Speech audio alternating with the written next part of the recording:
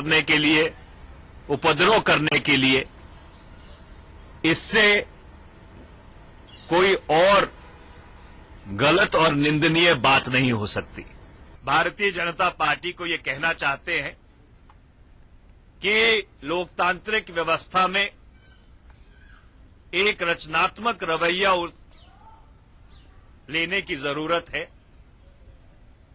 और सारी संसदीय मर्यादाओं को, सारी संसदीय परंपराओं को राजनीति की बलि नहीं चढ़ाना चाहिए। वक्त हो गया एक छोटे से ब्रेक का, फौरन हाजिर होते हैं।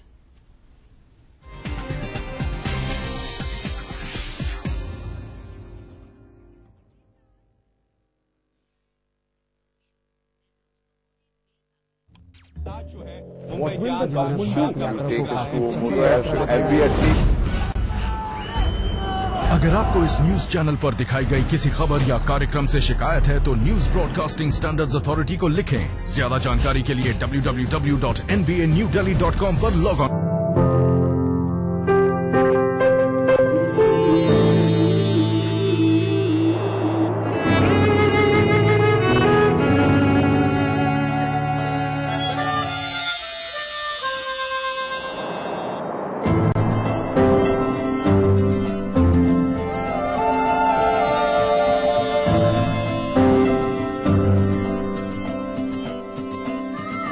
नए एहसासों से जुड़े नए रिश्ते बिखेरेंगे रंग। जिंदगी लाइव सीजन 5 हर रविवार शाम 5 बजे ETV के सभी हिंदी चैनल्स पर। कोई भाई, कोई बादशाह तो कोई शहंशाह, कोई एंग्री यंग मैन तो कोई स्टंट मैन, किसी का झगड़ा किसी का लफड़ा, लव हेट का मामला आम है यहाँ। सुर्खियों में रहने की अदा खूब आती है इन्हें, अपने अपने तरीके से काम करते हैं सब इंडस्ट्री में। इसीलिए तो खासा दिलचस्प है फिल्मी दुनिया की खबरें। देखिए फिल्मी नामा इस समय पर। भारत इतिहास के पन्नों पर शाही संस्कृति के धरोहर राजस्थान आज भी जगमगाता है रजवाड़ों की गरिमा से, जननेताओं की राजनीति से, हर एक बात की चहल पहल से, और रहता है हमेशा अपने ही रंग में, अपने ही ढंग में। म्हारो राजस्थान देखिए इस समय पर। इस न्यूज के सह प्रायोजक हैं जागो पार्टी का मिशन 2013 आरक्षण का अंत। मिराज शुद्ध ऑयल सोप, कुबेर मसाला, स्वादिष्ट जीवन चाहे हर मन। दुनिया की तमाम बड़ी खबरें, चाहे वो सियासत से जुड़ी हो या फिर अर्थव्यवस्था से, ग्लैमर की दुनिया हो या फिर विज्ञान जगत का हाल, दुनिया भर की खबरों से हम आपको रखेंगे अप टू डेट अपने प्रोग्राम दुनिया अपडेट में। तो देखना न भूलिए दुनिया अपडेट रविवार शाम 6 बजे ETV के सभी हिंदी चैनलों पर। देखिए ETV राजस्थान सभी DTH प्लेटफॉर्म पर, डिश टीवी पर चैनल नंबर 822, एयरटेल पर चैनल नंबर 288, टाटा स्काई पर चैनल नंबर 162, बिग टीवी पर चैनल नंबर 418, वीडियोकॉन पर चैनल नंबर 748। देखिए आपका अपना चैनल। राजनीति कोई भी हो, घटना कैसी भी हो, खुलासा सिर्फ सेंट्रल हॉल में। खबरों पर जानकारों से बेबाक बात, गपशप, सियासी सवाल, राजकाज और सुर्खियां एक ही प्रोग्राम से देश, समाज और राजनीति की पूरी तस्वीर देखिए। सेंट्रल हॉल सोमवार से शुक्रवार रात 8:30 बजे और 11:30 बजे ETV के सभी हिंदी चैनल्स पर।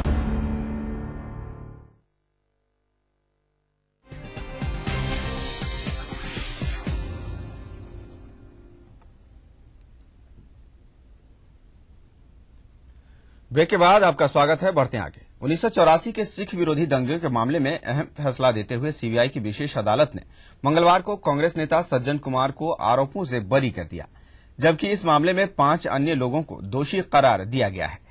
साल 1984 में दिल्ली कैंट इलाके में पालम के राजनगर में तत्कालीन प्रधानमंत्री इंदिरा गांधी की हत्या से आक्रोशित भीड़ ने 5 लोगों का कत्ल कर दिया था। कत्लेआम के इस मामले में कांग्रेस नेता सज्जन कुमार समेत 5 अन्य लोग आरोपी बनाए गए, जिस पर फैसला सुनाते हुए दिल्ली के कड़कड़डुमा कोर्ट स्थित सीबीआई की विशेष अदालत ने सज्जन कुमार को सभी आरोपों से बरी कर दिया।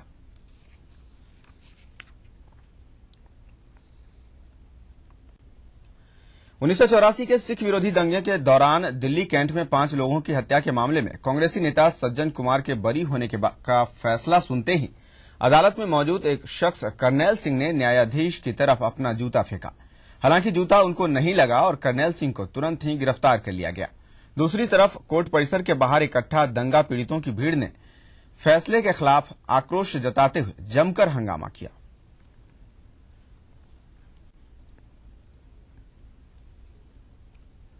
सीबीआई की विशेष अदालत द्वारा सज्जन कुमार को आरोप मुक्त किए जाने के खिलाफ लुधियाना में विरोध प्रदर्शन किया गया। अदालत के फैसले से गुस्साए लोगों ने सज्जन कुमार के पुतले को पीटा और जमकर नारेबाजी की।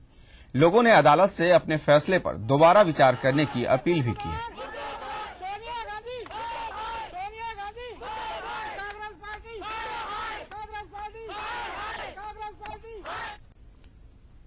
इधर सीबीआई की विशेष अदालत द्वारा कांग्रेस नेता सज्जन कुमार को बरी करने के फैसले के खिलाफ आक्रोश को देखते हुए दिल्ली में कांग्रेस मुख्यालय की सुरक्षा को कड़ा कर दिया गया है। पार्टी ऑफिस की सुरक्षा आरएएफ को सौंप दी गई है। साथ ही सेवादल के कार्यालय के बाहर भी भारी संख्या में सुरक्षा बल को तैनात कर दिया गया है।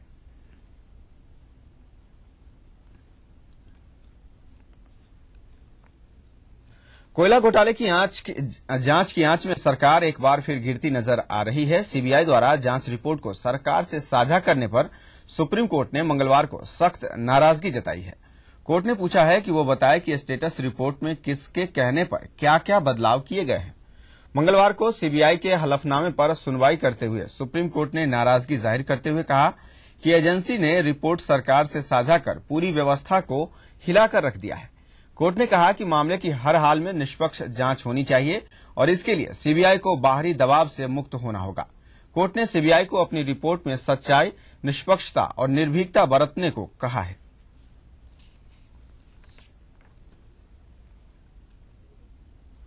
कोलगेट की स्टेटस रिपोर्ट के मामले में जहां सुप्रीम कोर्ट ने सरकार के खिलाफ सख्त रुख अपनाया है, वहीं बसपा सुप्रीमो मायावती का भी मानना है कि सत्ता में कोई भी पार्टी रही हो, उसने हमेशा सीबीआई का दुरुपयोग किया है। माया ने सुप्रीम कोर्ट की टिप्पणी से सहमति जताते हुए बसपा को सीबीआई की स्वतंत्रता का पक्षधर बताया। केस के मामले में केस की आड़ में तो जो आय से अधिक संपत्ति का मामला जो दर्ज कराया गया था, तो जब सेंट्रल में भारतीय जनता पार्टी के नेतृत्व में एनडीए की सरकार चल रही थी, तो उस समय सीबीआई का उन्होंने दुरुपयोग किया था और जिसको लेकर हम लोग इस मामले को लेकर फिर माननीय सुप्रीम कोर्ट में गए और माननीय सुप्रीम कोर्ट में उनको न्याय मिला। तो इसलिए माननीय सुप्रीम कोर्ट ने जो भी कुछ कहा है, तो उनका अब तक का जो भी उन्होंने जो असेस किया है विभिन्न केसों में, तो उसके आधार पर उन्होंने कहा है, मैं समझती हूँ कि माननीय सुप्रीम कोर्ट की हम इस बात से बिल्कुल। वहीं वरिष्ठ समाजसेवी अन्ना हजारे ने कहा है कि कोल ब्लॉक आवंटन घोटाले की जांच सीबीआई की बजाय एसआईटी से कराई जानी चाहिए थी। अन्ना हजारे ने यह भी कहा कि सीबीआई सरकार के दबाव में काम करती है। उन्होंने एक बार फिर सीबीआई को स्वायत्त करने और उसे जन लोकपाल के अंदर लाने की मांग की है।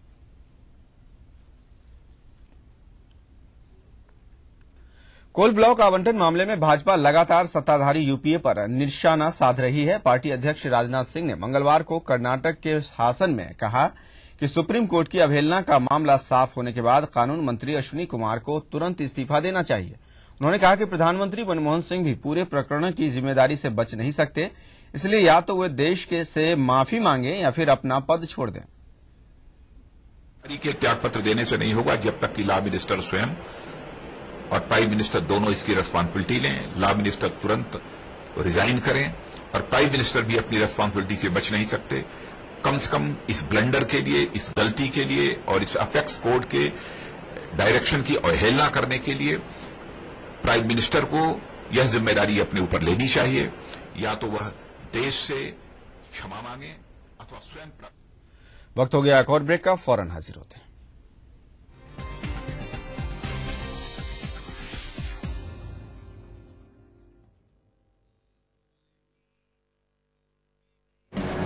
जौनपुर से आ रहा हूँ, यहाँ के जाऊंगा। टाइम में मार्केट। घड़ी क्यों देख रहे हो भाई, देरी हो रही क्या?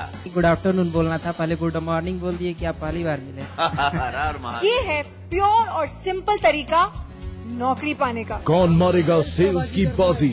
लखनऊ और वाराणसी के ऑडिशंस में सुखैम प्रेजेंट्स ईटीवी सेल्स का बाजीगर जल्द आ रहा है सिर्फ ईटीवी उत्तर प्रदेश उत्तराखंड पर। Brought to you by Sukham in partnership with Dainik Jagran. Associate sponsor Liberty Food. बनाना हो घर का खाना या मस्ती हो पार्टी की या फिर खुमार हो त्योहारों का, आपकी हर खुशी में शुमार है स्वाद रसोई से का। नारी के अस्तित्व की खूबसूरत पहचान रसोई से दोपहर 2:30 बजे। इस कार्यक्रम के सह प्रायोजक हैं मेला डिटर्जेंट पाउडर और केक, जादू सा इसका घर घर है छाया। कुबेर मसाला, स्वादिष्ट जीवन चाहे हर मन। मिराज शुद्ध ऑयल सोप। मोती सन्स ज्वेलर्स, टॉप रोड और जौहरी बाजार जयपुर में। लर्न बाय फन, बच्चों को ब्रिलियंट। बढ़ रही है जनसंख्या, घट रही है जोत, ऊपर से महंगाई का बोझ, विश्व बाजारों में जारी है प्रतिस्पर्धाओं का दौर, कृषि उत्पादन और आमदनी बढ़ाने की होड़। हम बताते हैं आपको कैसे करें कम लागत में अधिक उत्पादन। उन्नत बीज, नई तकनीक और विविधीकरण से बनाए संपूर्ण, समृद्ध और खुशहाल भारत। अन्नदाता देखिए हर रोज सुबह 6:30 बजे। अब सिर्फ बड़े शहरों की चकाचौंध ही नहीं, छोटे शहरों के भी होंगे जलवे। खबरें सिर्फ बड़े शहरों की नहीं, छोटे शहरों की भी मिलेंगी। मारो शहर में, देखिए इस समय पर। इस न्यूज के सह प्रायोजक हैं जागो पार्टी का मिशन 2013, आरक्षण का अंत। मिराज शुद्ध ऑयल सोप। कुबेर मसाला, स्वादिष्ट जीवन चाहे हर मन। JECRC University, build your world. राजनीति कोई भी हो, घटना कैसी भी हो, खुलासा सिर्फ सेंट्रल हॉल में। खबरों पर जानकारों से बेबाक बात, गपशप, सियासी सवाल, राजकाज और सुर्खियां एक ही प्रोग्राम से देश, समाज और राजनीति की पूरी तस्वीर देखिए। सेंट्रल हॉल सोमवार से शुक्रवार रात 8:30 बजे और 11:30 बजे ईटीवी के सभी हिंदी चैनल्स पर।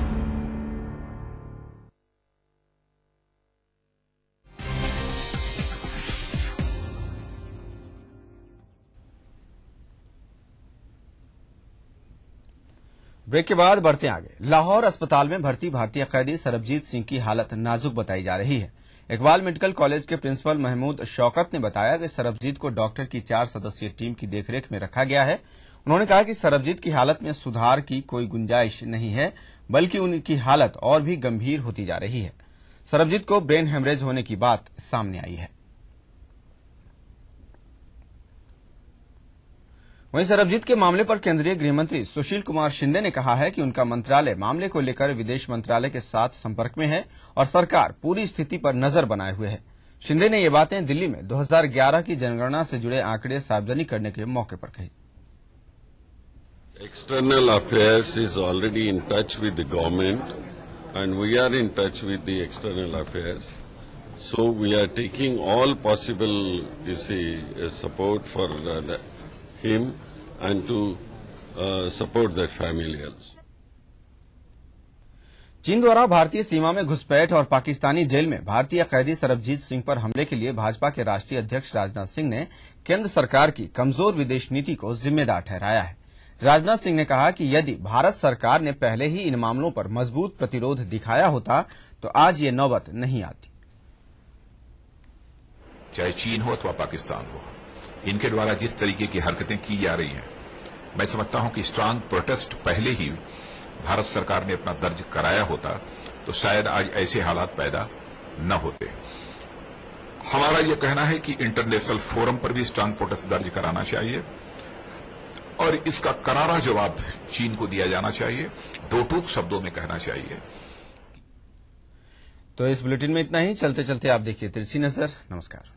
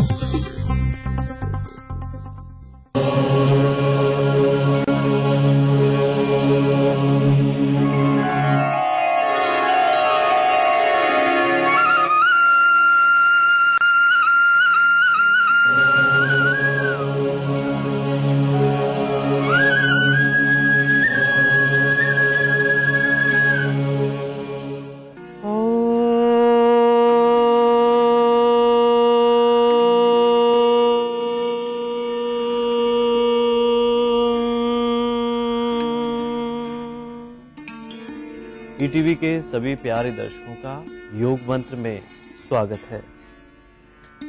मैं योग गुरु डॉक्टर महेंद्र सिंह और मेरे साथ में है मेरी सहयोगी ज्योत्सना।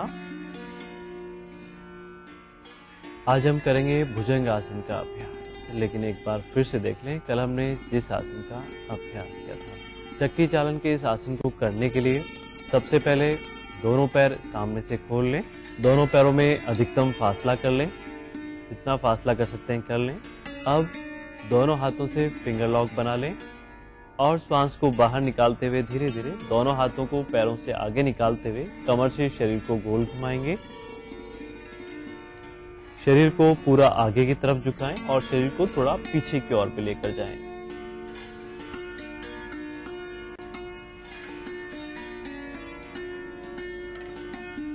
और पैरों को बिल्कुल सीधा रखते हुए और अधिकतम फासला रखते हुए करेंगे। बदल के करें, अर्थात एंटी क्लॉकवाइज भी करें। ध्यान रखें इस समय भी श्वास की स्थिति वही रहेगी कि श्वास को बाहर निकालते हुए आगे झुकना है और श्वास को लेते हुए पीछे की ओर आना है। शरीर को थोड़ा पीछे की ओर ले जाते हुए पूरी एकाग्रता कमर और लोअर एब्डोमेन पर रखते हुए करेंगे। भुजंग आसन को करने के लिए सबसे पहले पीठ के बल लेट जाएंगे। शरीर को बिल्कुल एक सीधी अवस्था में रखते हुए लेटेंगे। दोनों पैर मिले हुए, दोनों हाथ थाइस के पास में रखेंगे। अब बिल्कुल धीरे से घुटनों से पैरों को मोड़ते हुए पीठ के बल उल्टा लेट जाएंगे।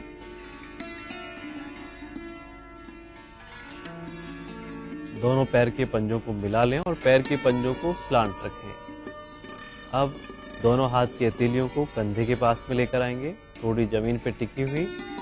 अब बिल्कुल धीरे धीरे श्वास लेते हुए सिर, गर्दन, छाती और नाभि तक के भाग को ऊपर उठाएंगे, अर्थात अपर बॉडी को लिफ्ट करें श्वास लेते हुए। हाथों को बिल्कुल सीधा रखते हुए अधिकतम बैक बेंडिंग करने की कोशिश करें। पूरा ऊपर देखें, आंखें खुली हुई और कुछ सेकंड में फाइनल पोजीशन में अपने आप को बनाए रखें और बिल्कुल धीरे धीरे श्वास छोड़ते हुए वापस नीचे। इस तरह से 3 से 4 बार इस आसन की आवृत्ति को दोहराएं। बिल्कुल धीरे धीरे उठें श्वास लेते हुए, हाथों को बिल्कुल सीधा रखते हुए पूरा ऊपर देखें, आंखें खुली हुई और अपनी पूरी एकाग्रता लोअर बैक पे रखते हुए अर्थात स्पाइनल कॉर्ड पे रखते हुए इस आसन का अभ्यास करेंगे। पैर के पंजों को स्लांट रखते हुए अर्थात नाभि तक के भाग को ऊपर की ओर उठाना है और बिल्कुल धीरे धीरे श्वास छोड़ते हुए वापस नीचे। ध्यान रखेंगे बिल्कुल धीरे धीरे श्वास लेते हुए ऊपर की ओर जाना है और फाइनल पोजीशन में श्वास को रोक कर रखना है।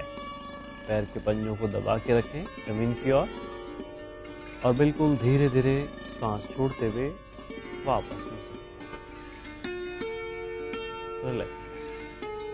बेहद उपयोगी आसन है ये भुजंग आसन का अभ्यास। जैसा कि नाम से विदित है, इसमें हमारे शरीर की आकृति एक सर्प के समान बन जाती है, इसलिए इसको हम भुजंग आसन का अभ्यास कहते हैं।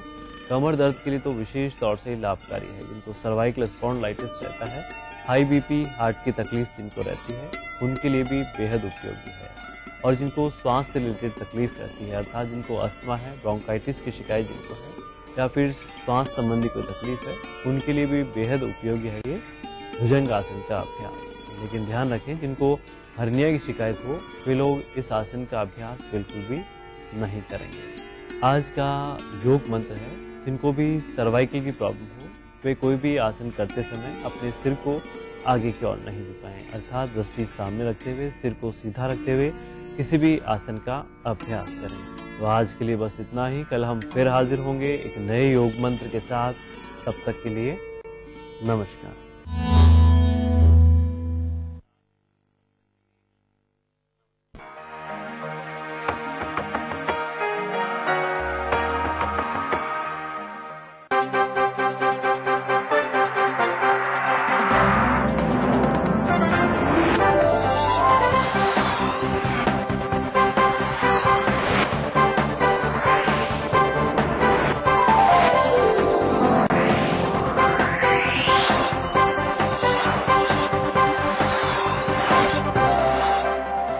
देख रहे हैं ईटीवी राजस्थान।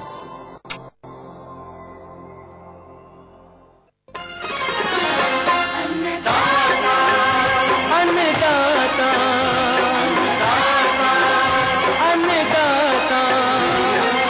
नीति तुम्हारा अन्नदाता, पग पग पर है संग तुम्हारे अन्नदाता। लहू किसानों का बन के पसीना सींचता है धरती का सीना। मेहनत का तेरी हक दिलवाने, नई तकनीक नई खोज बताने।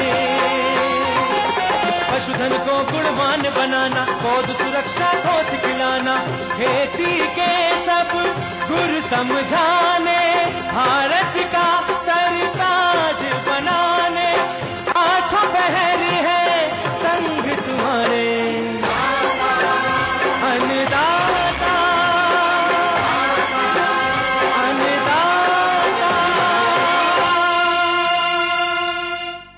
नमस्कार। आज के अन्नदाता कार्यक्रम में आप सभी किसान भाइयों का हार्दिक स्वागत है। कार्यक्रम की शुरुआत करने से पहले आइए देखते हैं आज दिखाई जाने वाली जानकारियों की कुछ मुख्य झलकियां।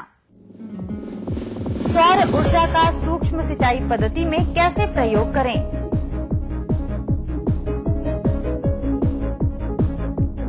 मिर्च की नर्सरी तैयारी पर जानकारी।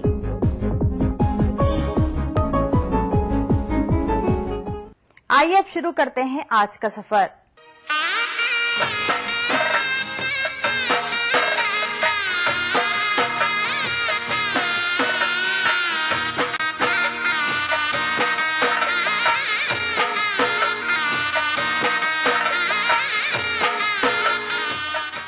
आज के समय में अपने प्रदेश में ऊर्जा एवं जल की कमी के फलस्वरूप सबसे ज्यादा प्रभावित हमारी कृषि हो रही है, क्योंकि आज जिस तरह गांव में बिजली न रहने तथा डीजल व पेट्रोल के दाम बढ़ने के फलस्वरूप सिंचाई हेतु किसानों को दोहरी मार झेलनी पड़ रही है, क्योंकि एक तरफ बिजली न रहने के कारण फसलों की सिंचाई नहीं कर पाते तथा दूसरी तरफ सिंचाई करने हेतु यदि डीजल व पेट्रोल पर निर्भर रहते हैं तो इनके अधिक दाम होने के कारण फसल की उत्पादन लागत काफी बढ़ जाती है। और यदि सिंचाई जल की बात करें तो जिस तरह आज भी किसान परंपरागत विधि द्वारा सिंचाई कर रहे हैं, जिस कारण भूमि का जल स्तर लगातार नीचे जाने के कारण सिंचाई जल की भी कमी हो गई है।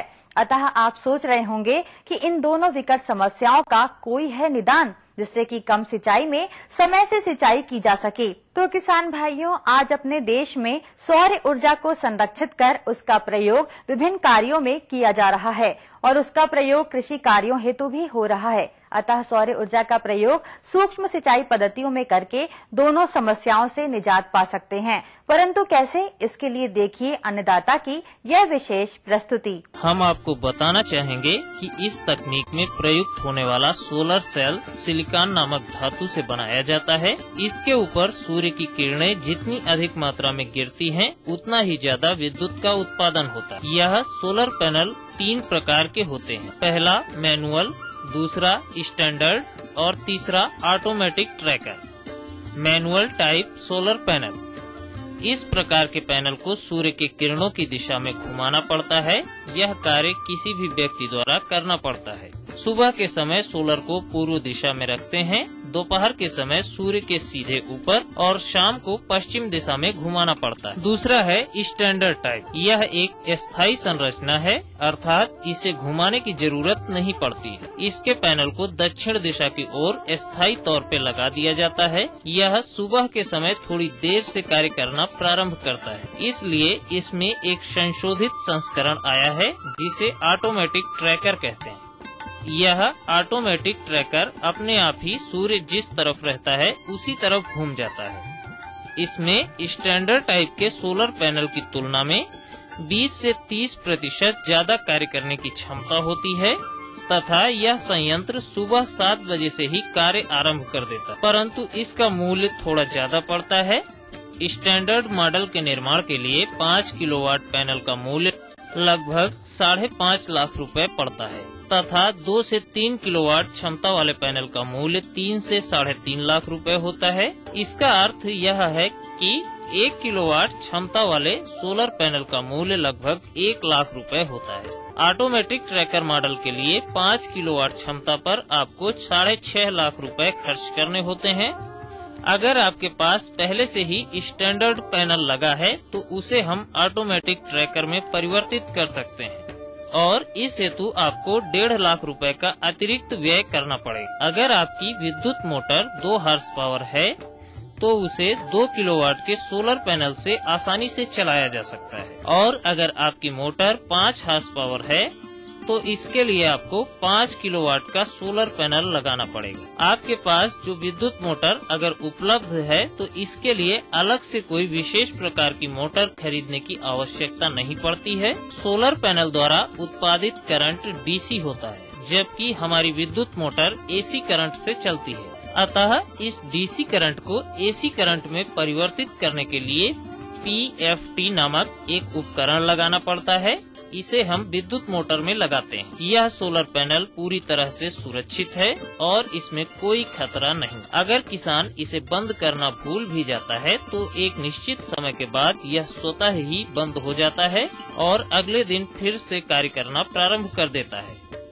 आपका यह सोलर पैनल एक बार लगाने के बाद 25 साल तक चलता है तथा कुछ सोलर कंपनियां इस पर 5 साल की गारंटी और निःशुल्क सर्विस देती हैं। यह सोलर पावर इतना सुरक्षित है कि इसमें विद्युत मोटर के चलने की कोई भी संभावना नहीं। इस सोलर पावर से हम पानी निकालकर उसे ड्रिप या स्प्रिंकलर के माध्यम से सिंचाई कर जल की बचत भी कर सकते हैं। किसान भाइयों, राज्य में सोलर पंप लगवाने पर उद्यान विभाग द्वारा 86% तक अनुदान देय है। इस संयंत्र के अनुदान, प्रशिक्षण या इससे संबंधित अन्य किसी भी प्रकार की तकनीकी सहायता के लिए कृपया आप इस पते पर संपर्क करें।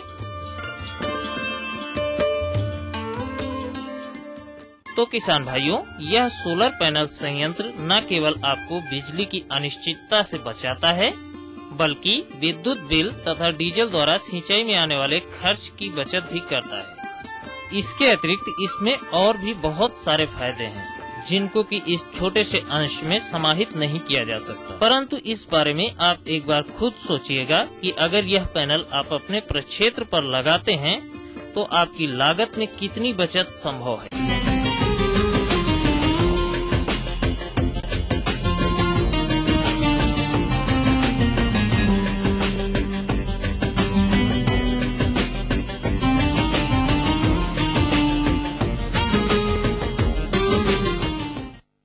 मिर्च की की खेती राज्य में अच्छे खासे क्षेत्रफल पर की जाती है और अभी बहुत से किसान खरीफ मिर्च की खेती हेतु नर्सरी तैयारी में जुटे होंगे। अतः हम आपको बता दें कि नर्सरी का उचित प्रबंधन ही स्वस्थ पौध का आधार होता है, जबकि देखा जाता है कि किसान